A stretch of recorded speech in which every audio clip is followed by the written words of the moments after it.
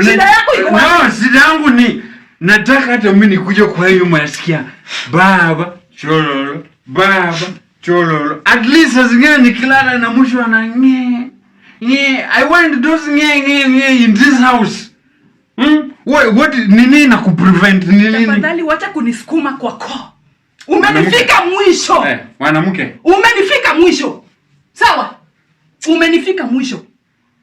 Mimi hao watoto unasema sizai sai. And I am not ready. Niambia hivyo mimi. Mimi bwanako.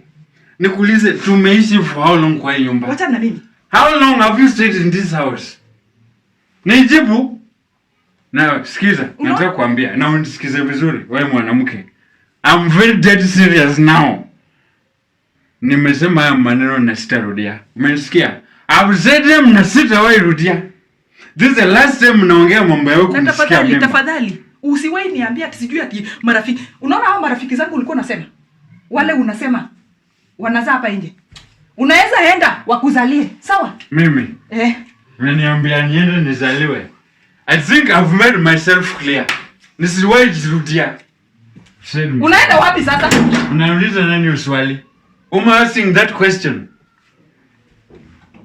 This is the end of the discussion. Nisirudia tena. Sasa huwa anaenda wapi? Anaenda wapi saa hii tena? Fanya hivi. Unaona huko pale unaenda? Unaweza enda uchukue hao wasichana.